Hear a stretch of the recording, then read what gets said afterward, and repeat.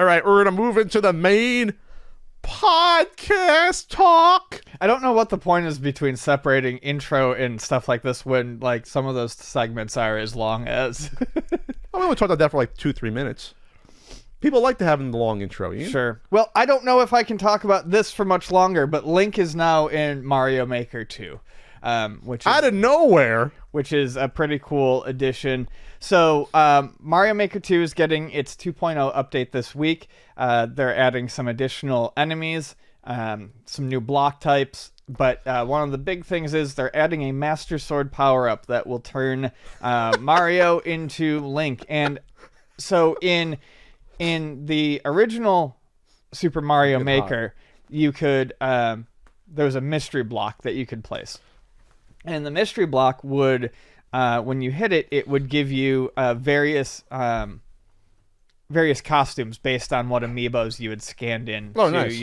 So basically, almost every amiibo had a costume. So you could turn... Really? Yeah, almost every amiibo had a costume. I didn't know that. There was a Pac-Man costume? Yep. Almost all of the original amiibos did. I think all the Smash Brothers ones did. So you could scan, so you'd be able to run around as all these different characters. Little Mac Mario? Mega Man, Little Mac, all of them. How have I never seen that? So it didn't give you any particular special powers. It would basically act as a super mushroom.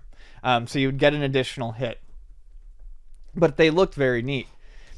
And the difference, so that for whatever reason, that capability was not carried over to Super Mario Maker 2, even though the Switch can scan amiibos. That, for whatever reason, that wasn't put in. Maybe it was licensing concerns, who knows, for some of the third-party ones.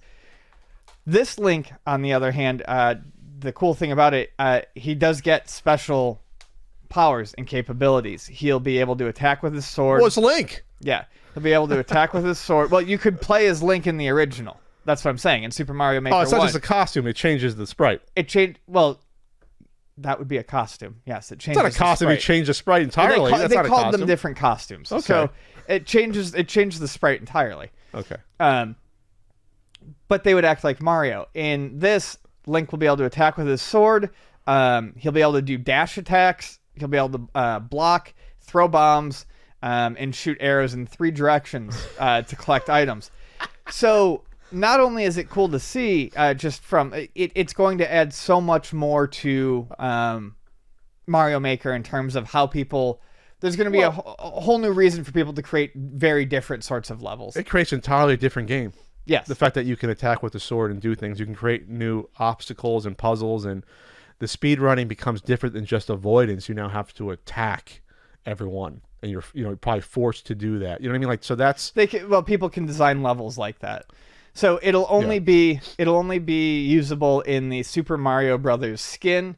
I'm assuming one reason is the sprite is the original, and also it doesn't have any of the other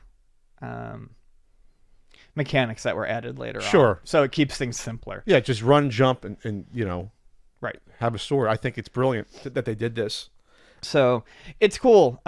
This is the second time they've really messed with Link in shareable content. The first was Link's Awakening, released on the Switch. The Game Boy game released on the Switch a few months back.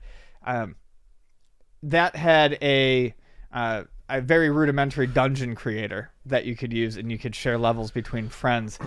This allows people even more ways to screw with Link, and as Pat and I have talked about before, this is maybe about as far as it's going to go with any sort of Zelda maker.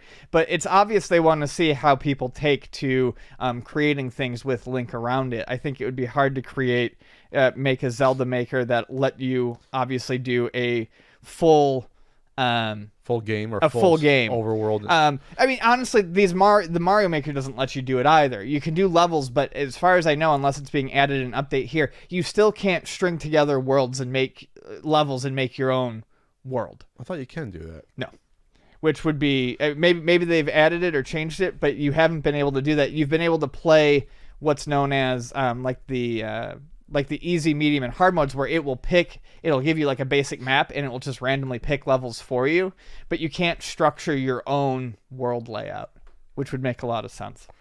I think the only thing they could really do with a Zelda Maker would be a dungeon maker with a... Okay, there's an unofficial way you can make a world. Okay, it's unofficial. Okay, yeah, so there's no official way to do it. Okay, you can string courses together through an online tool. Okay, it's unofficial.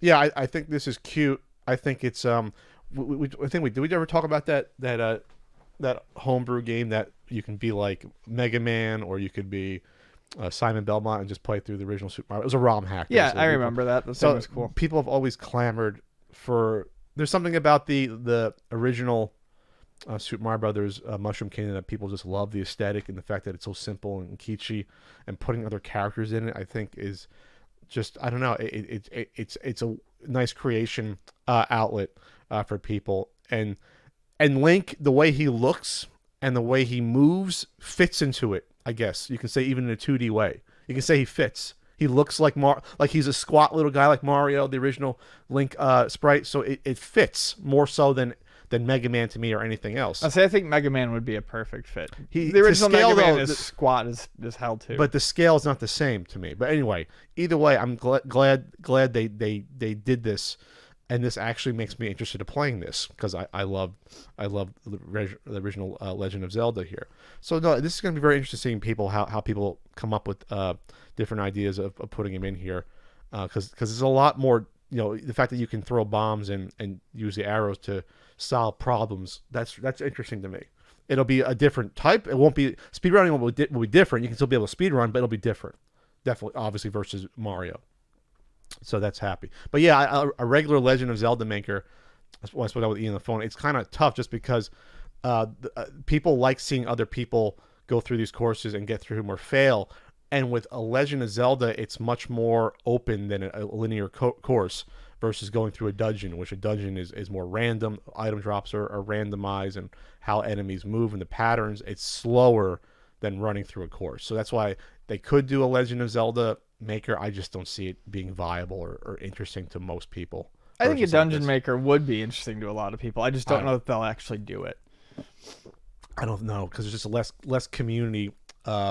It's not easy and quick to get through that you can share it. Sure, there is something to be said about just try the course very quick. Yeah, that's just not the same thing. But all right, well that's interesting. Ian, we got 7 minutes out of that. Is that long enough for you for a topic? It is. I'm just saying. I mean, we talked about Black Friday just as long. Why is it? But that's not. You don't know SEO and YouTube, Ian. That would get like 2 views. I'm just saying. It's. I mean, it's whatever. It's a topic. Yes, we put different topics in the intro. That's what we've been doing for the past year. I know. I'm just saying. Usually, it's because they're short ones. That one was a longer one. I'm just saying the differentiation between intro and okay, now the regular podcast starts is silly. This is not an attack at you. I don't know what you're attacking the podcast structure. I feel attacked. I just think it's arbitrary. Yes. Okay. Well, at the end of this segment, it's going to be arbitrary. We cut it right about here.